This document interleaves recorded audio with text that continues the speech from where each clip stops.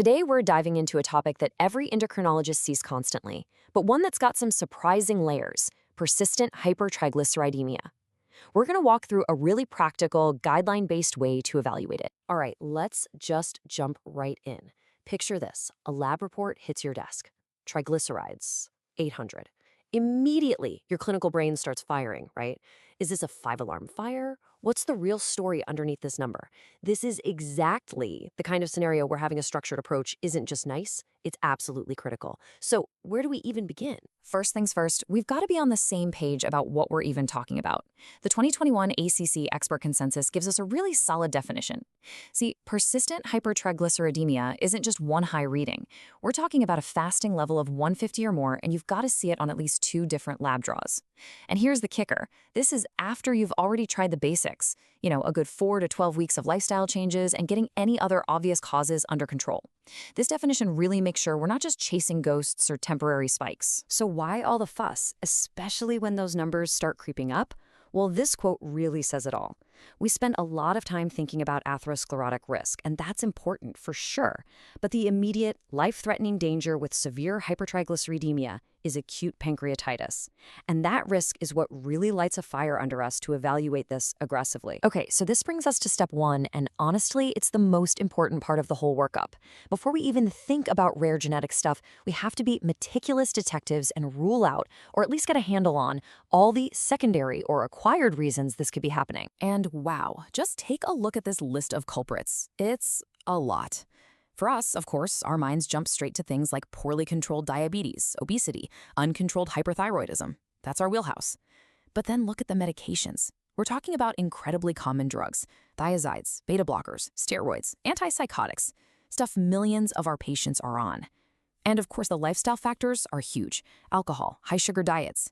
You really have to put on your detective hat and figure out which of these things, or maybe a combination of them, is the real driver. Okay, so let's say you've done all that. You've gone through the secondary causes, you've optimized everything you can, but those triglycerides are just stubbornly high. Well, that's our signal to start digging a little deeper and think about a primary genetic cause. So when does that little alarm bell for genetics really start ringing? Here's a fantastic clinical pearl from the National Lipid Association. If those fasting triglycerides are still hanging out above 300, even when you have a clear secondary cause like diabetes or obesity, you have to think genetics. It's a classic two-hit situation. The secondary problem is basically unmasking an underlying genetic weakness that was there all along. It's very rarely just one or the other. Now, the old Fredrickson classification might feel a little dated, but you know what? It's still a super useful way to frame this in our minds. The key is linking the pattern to the risk. You see a type 1 familial chylomicronemia, you're talking TGs over 1,000. Your brain should scream pancreatitis risk.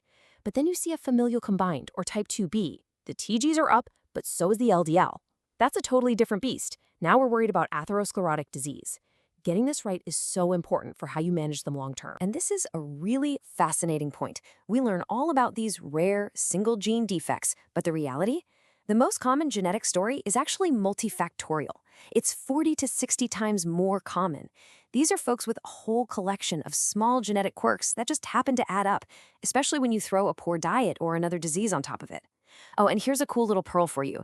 If the lab calls you with high TGs, but the text says the plasma sample looks clear, not milky, you might be dealing with a rare glycerol kinase deficiency. The lab is accidentally counting free glycerol, which makes the triglyceride number look way higher than it actually is. So we've covered the why and the what. Let's get into the how. Because with triglycerides, the details of how and when you measure them are everything. These lipids are notoriously, flaky. The big question: fasting or non-fasting? The truth is, it depends on the situation. The ACC guidelines are pretty clear that for a first pass, initial look at someone's heart disease risk, a non-fasting sample is usually fine. But the second you start seeing high numbers, or you're thinking about genetics, or you're trying to figure out pancreatitis risk, it's got to be a fasting sample. No question. This quote really nails why fasting is non-negotiable in these patients. For people who have an underlying problem clearing triglycerides, their system, their lipoprotein lipase enzyme, is already running at 100% capacity just to handle their baseline levels. So when they eat a meal, there's no reserve. The system just gets flooded. The result isn't a small bump, it's an exponential explosion in their triglyceride levels. And this is that danger zone. You could have a patient with a fasting level of, say, 450, But after they eat, their levels could shoot up to well over 1,000. That is a transient but incredibly dangerous window of time where they are at huge risk for pancreatitis. And if you only check a non-fasting level, you would completely miss this vulnerability. You'd have a false sense of security. The only way to see this hidden risk is with a fasting lab. And let's not forget a few other lab traps. Remember, in hypertriglyceridemic pancreatitis, the amylase can come back falsely normal because the milky lipemic serum messes with the lab assay. Also, the good old Friedewald equation for calculating LDL just falls apart once triglycerides get over 400. And a final, super important point. If you suspect someone has pancreatitis from high triglycerides, you have to get that lab drawn immediately. The levels can crash pretty quickly once they stop eating, which could hide the real trigger of the attack. All right, we've gone through a ton of detail here. So let's pull it all together into a clean, simple, step-by-step process you can use in your clinic. Here it is, the 4-step cascade. 1. Confirm it. Make sure it's real and persistent with at least 2 fasting labs. 2. Investigate.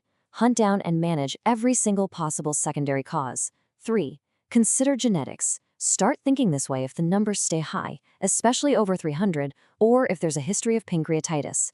And 4. Assess risk. Use that critical fasting level to figure out their risk for both ASCVD and, most importantly, pancreatitis. And that really brings us to the final, most important question. This whole evaluation, it's not just some academic exercise. Knowing if you're dealing with a secondary cause, a genetic disorder, or most likely a mix of both, completely changes how you're going to treat them, how you counsel them, and how you approach their risk for the rest of their lives. So the real question to leave you with is, how does this deeper diagnosis change what you do next? Thanks for joining us.